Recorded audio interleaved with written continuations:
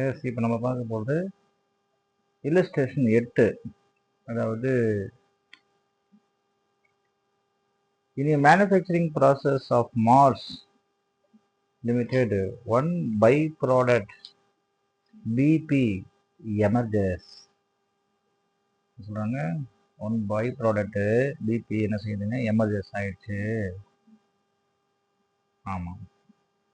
Besides two main product, that is MP1 and MP2 apart from scrap. அதாவது ஒரு process நடக்கும் பொழுது என்ன நடக்குது அப்படின்னு பார்த்தீங்கன்னா, ஒரு மெயின் ப்ராடக்ட் என்னங்க, வெரி இம்பார்ட்டன்ட். ஒரு மெயின் ப்ராடக்ட் என்ன சொல்றாங்க, MP1 MP2ன்றது மெயின் ப்ராடக்ட் தான். அப்பார்ட் ஃப்ரம், அது இல்லாம, பிசைட்ஸ், அது இல்லாம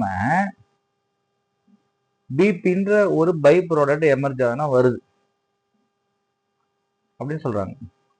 details of cost of production process are here under. அப்போ raw material, wages, fixed overhead, variable overhead அவங்க கணக்கில் கொடுத்துட்டான். ரா மெட்டீரியல் கொடுத்தாச்சு, வேஜஸ் கொடுத்தாச்சு, ஃபிக்ஸ்டு ஓவர்ஹெட் கொடுத்தாச்சு, வேரியபிள் ஓவர்ஹெட் கொடுத்தாச்சு. அப்புறம் க்ளோசிங் ஸ்டாக்கு கொடுத்துட்டாங்க 250. அது வந்து எல்லாருமே தப்பா புரிஞ்சக்கூடாது. இது வந்து க்ளோசிங் ஸ்டாக்கு என்னதான், இவ்வளோ க்ளோசிங் ஸ்டாக் இருக்குன்னு தான் சொல்றாங்க தவிர என்னவா நம்ம கன்சிடர் பண்ணிடக்கூடாது. அதுதான் வேல்யூன்னு நம்ம க்ளோசிங் ஸ்டாக் வேல்யூ கிடையாது. அது க்ளோசிங் ஸ்டாக் 250 இருக்குது, MP2ன்றது வந்து 100 இருக்குது. பட் அவுட்புட் எவ்வளவு, MP1ன்றது 5000 யூனிட் அவுட்புட் இருக்குது, MP2 வந்து 4000 யூனிட் அவுட்புட் இருக்குது, பிபி வந்து 2000 யூனிட்ஸ் அவுட்புட் இருக்குது. அப்போ 14,500 ரூபா ஓப்பனிங். இந்த இடத்துல 14,500 ரூபா ஃபர்ஸ்ட். அதில் வந்து 5 4 9 2 11. சரி, இந்த கான்செப்ட்ல வருது. Average market price of MP1 and MP2 எவ்வளவு கொடுத்துட்டாங்க, 60 + 50. Market price of MP1 MP2 உடைய மார்க்கெட் பிரைஸ் கொடுத்தாங்க. பை ப்ராடக்ட் வந்து இன்னைக்கு வெளியே விற்றா நீங்கள் விலைக்கு விற்கலாம், 20 ரூபாய்க்கு வெளியே விற்கலாம், sold. That is profit 5,000 on sale of byproduct after incurring separate processing charge of 8,000 and packing charges 2,000 and 5,000 was realized from sale of scrap. அப்ப ஃபர்ஸ்ட் பை ப்ராடக்ட் என்ன கிடைச்சு, by ப்ராடக்ட்னா there is profit of 5,000 on sale of byproduct after incurring separate processing charges 8,000 and packing charges 2000. இதெல்லாம் செலவுலாம் போக தான் உங்களுக்கு என்ன கிடைக்குது, by product மூலமா உங்களுக்கு வருமானம் கிடைக்கிறது. சரி, அப்போ ஃபர்ஸ்ட் எவ்வளவு செலவாச்சு அப்படின்னு நம்ம பார்க்க போறோம். அதை வச்சு இந்த சம்மை நம்ம போட போறோம். அதுக்கப்புறம் புக் ஆன்சர் நம்ம செக் பண்ணி பார்க்க போறோம். So we will go there. Yes. First of all, இப்போ நம்ம பார்க்க போகிறது இல்லஸ்ட்ரேஷன் புக்கில் இருக்கக்கூடிய 8ஆம் நம்பர் சம். இல்லஸ்ட்ரேஷன் 8 புக்கில் இருக்கக்கூடிய இல்லஸ்ட்ரேஷன் 8 தான் நம்ம பார்க்க போகிறோம். இல்லஸ்ட்ரேஷன் 8 நல்லா செக் பண்ணிக்கணும். இல்லஸ்ட்ரேஷன் 8 புக்கில் இருக்கக்கூடியது. ஓகே, ஃபஸ்ட்டு டோட்டல் காஸ்ட் பார்ப்போம்.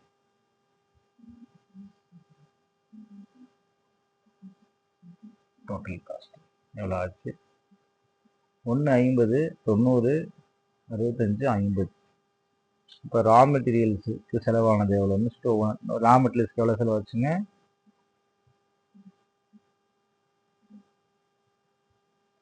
1,50,000.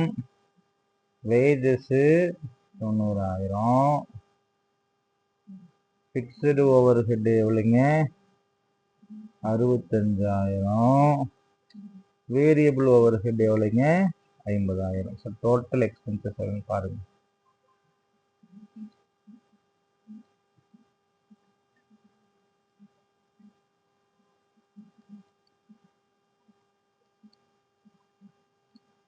ஸோ 3,55,000 செலவு ஆகிருக்கு டோட்டல் காஸ்ட். இதுல இருந்து எதை கழிக்கலாம் அப்படின்னா, நான் ஃபர்ஸ்டே சொன்னேன், பை ப்ராடக்டை கழிக்கலாம், பை ப்ராடக்டை கழிக்கலாம், ஸ்கிராப்பை கழிக்கலாம். ஃபர்ஸ்ட் நம்ம ஸ்கிராப் கழிக்கலாமா அப்படின்னு பார்த்தா, எஸ், நீங்க ஸ்கிராப்பை கழிங்கோ. வாட் இஸ் ஸ்கிராப், அவங்க கணக்கு கொடுத்துருக்காங்கன்னு பாருங்க. எஸ் எவ்வளோ கொடுத்துக்கலாம் scrap 5000 was relieve from sale of scrap. Scrap கழிச்சிருங்க 5000. அப்போ எவ்வளவு 3,50,000. இதுல இருந்து நீங்க எதை கழிக்கலன்னா ஜாயின் ப்ராடக்டா by product main product joint ப்ராடக்டா அப்படிதானே வரும். ஏன்னா by product one by product BP emerges besides 2 main product that is BP1 MP2 apartment. அப்ப பை ப்ராடக்ட் இது நம்ம கழிக்கணும். இது மெயின் ப்ராடக்ட்ல இருந்து கழிக்க முடியாது. ஆக்சுவலாக வந்து டோட்டல் மெயின் ப்ராடக்ட்ல வந்தது வந்து எதை கழிக்கணும், பை ப்ராடக்டோடைய இன்கம் எக்ஸ்பென்சஸ் நம்ம கழிச்சுக்கலாங்க போது அதன் மூலமா எவ்வளவு இன்கம் வந்திருக்குன்னு நம்ம பார்க்கணும். அப்பதான் நம்ம என்ன செய்யறோம், இந்த பை ப்ராடக்ட்னால நமக்கு கிடைச்ச இன்கம் தனியாக நம்ம கான்செப்ட் பண்ணுறோம். பை ப்ராடக்ட் எவ்வளோ கொண்டு வந்திருக்காங்க பார்த்தீங்கன்னா எவ்வளோ 2000 தான் பிபி. பை ப்ராடக்டோட பேர் வந்து பிபி. அது 2000. ஒரு யூனிட் நீங்கள் 20 ரூபாய்க்கு விற்கலாம். அப்போ கிட்டத்தட்ட 40,000 ரூபா. ஆனால் அதுக்கு செலவுலாயிருக்கு இல்லவா, எவ்வளோ செலவாயிருக்குன்னு பார்த்தா after incurring separate processing charges 8,000 2,000. இப்போ வந்து 8,000 2,000 செலவாயிருக்குது. 8,000 ஒரு 2,000 அது செலவானதுனால அப்போ 10 30,000 ரூபாய் கழிக்கலாம். என்னங்க 30,000 ரூபாய் கழிக்கலாம். இப்போ வந்து எக்ஸ்பென்சஸ் பை ப்ராடக்ட் 30,000 நான் கழிச்சாரு. 3,20,000. சார் அப்போ இங்க ஒரு வார்த்தை நீங்க சொல்றீங்க sir, there is a profit of 5,000 on sale of by product after incurring processing charges. நான் அதெல்லாம் சொல்றேன், அது வந்து விற்கிறது அதுக்கப்புறம், அந்த விற்கிறதுலாம் அதுக்கப்புறம் தான். ஃபர்ஸ்ட் இப்போ நான் இன்வென்ட்ரி தான் கண்டுபிடிச்சிருக்கிறேன். இப்போ இன்வென்ட்ரி பார்க்கும்போது விற்கிறதுலாம் இங்கே வரக்கூடாது. அப்போ by product sold ₹20 per unit. நான் வித்துட்டேன், அது ப்ராஃபிட்ல எனக்கு தேவையில்லாத விஷயம். இப்போ நான் வித்துட்டேன், அது 20 ரூபாய்க்கு வித்துட்டேன், அதனால 40,000 வந்துச்சு. 40,000 ரூபா. அப்போ செலவு எவ்வளோ ஆச்சு, 8,000 ரூபா ப்ளஸ் 20,000 ரூபா செலவாச்சு, 30,000 ரூபாய். இந்த 30,000 ரூபாய் அப்படின்றது வந்து என்ன அப்படின்னா எதனால கிடைச்சது, பை ப்ராடக்ட்னால கிடைச்சது 30,000 ரூபாய். அந்த 30,000 ரூபாய் நான் கூட்டலாமான்னு பார்த்தா என்ன சொல்றாங்கன்னா NAV ஆஃப் BAP. அப்போ NRVயா, NRV நெட் ரிலேசபிள் வேல்யூ. அப்போ இதுதான். ஸோ அப்போ மெயின் ப்ராடக்டோடைய காஸ்ட் அப்படின்னு பார்த்தோன்னா எனக்கு எவ்வளோதான் இருக்குதுன்னு பார்த்தீங்கன்னா நல்லா கவனிக்கும். 3,20,000 ரூபாய் என்னுடைய மெயின் ப்ராடக்டோடைய காஸ்ட். அதான் வந்து நெட் காஸ்ட்னு சொல்லுவாங்க. நெட்டு காஸ்ட் எல்லாத்துக்கும் ஒரு குழப்பம் சார். இந்த 30,000 எப்படி இருந்துச்சு, பிபி நான் வித்த 40,000க்கு செலவு போனது 30,000 ரூபாய். அந்த 30,000 ரூபாய்ன்றது வந்து பை ப்ராடக்ட்னால கிடைச்சது. பட் எனக்கு எக்ஸாக்டா என்னுடைய மெயின் ப்ராடக்டான செலவு எவ்வளோன்னு பார்த்தா 3,20,000 ரூபாய் செலவாயிருக்குது. 3,50,000 இருக்குல்ல, அதில் 30,000 ரூபா ஏன்னா பெனிஃபிட் வந்துச்சு. பை ப்ராடக்ட் வித்தனால 30,000 கிடைச்சிருக்குல்லவா, அந்த 5,000 இல்லை 30,000 எனக்கு இப்போ கிடைச்சா அதை நான் கழிச்சுட்டா கிட்டத்தட்ட எனக்கு எவ்வளோ வரப்போகுது, இப்போ 3,20,000 தான் வரப்போகுது. இந்த 3,20,000 தான் நான் அப்போர்ஷன் பண்ண போறேன். யாருக்கு, அந்த பை ப்ராடக்ட் MP1 and 2வா, MP1க்கும் அண்ட் MP2க்கும் நான் அப்போர்ஷன் பண்ண போறேன். இது வந்து சேல்ஸ் ரேஷியோ. சேல்ஸ் ரேஷியோன்றது வந்து இங்க கொடுத்தாச்சு 5,000 யூனிட் MP1. இது வந்து எவ்வளவு 4,000 யூனிட். இது மார்க்கெட்ல எவ்வளவுக்கு விற்கலாம்னு அதையும் அவன் சொல்லிட்டான். எவ்வளவுக்கு விற்கலாம்னு சொல்லிட்டான் அவன், ஒன்று 60 ரூபாய்க்கு, ஒன்று 50 ரூபாய்க்கு. ஏன்னா ஆவரேஜ் மார்க்கெட் பிரைஸ். அப்போ 5,000 30, இங்க 3 லட்சம், 4 5 20, இங்க 2 லட்சம். ஸோ 3:2 என்னங்க, 3:2. அப்ப 3,20,000 ரூபாய் 3:2 நான் பிரிச்சு போடப்போ 3,20,000 ரூபாய் 3:3 3/5 தானே. 3:2 அதை வந்து 3/5, 3,20,000 ரூபாய் இன்டூ 2/5 இப்படிதானே போட்டாகணும். 3/5 1,92,000 ரூபாய். 3/2 2/5 1,28,000 ரூபாய். ஸோ இதுதான் எனக்கு என்ன கிடைக்கும் 3 lakh கிடைக்கும். இது ரொம்ப சிம்பிள். இந்த doesn't matter. Okay, see what is my closing stock.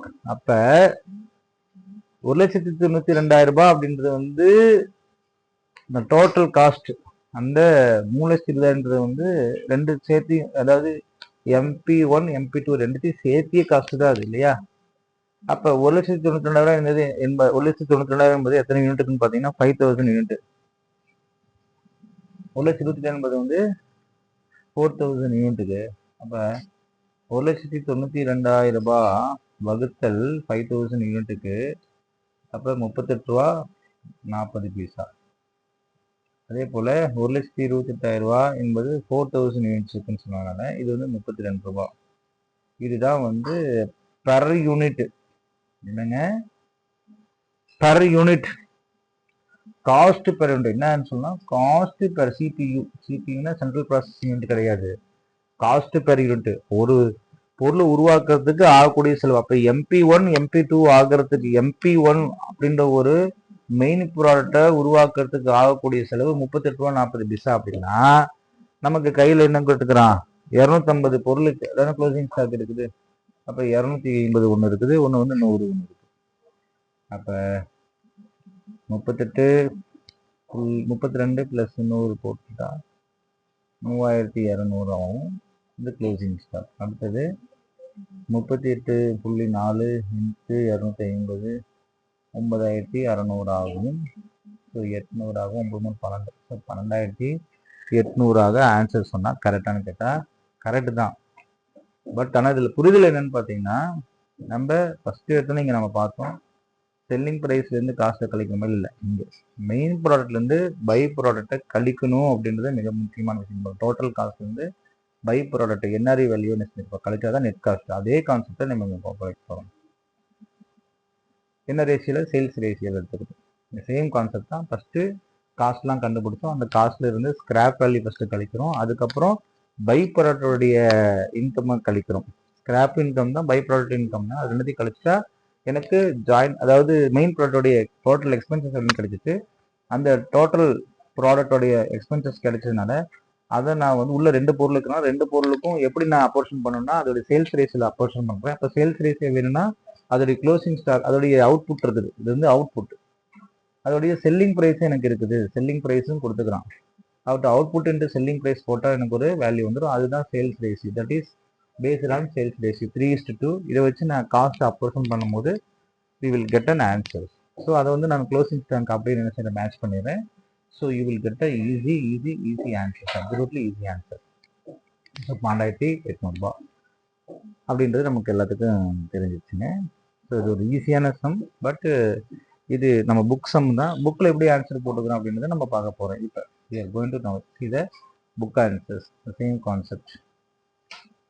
நம்ம போட்ட அதே மாதிரி தான் அவங்களும் போட்டிருப்பாங்க நான் நம்புகிறேன். எஸ்,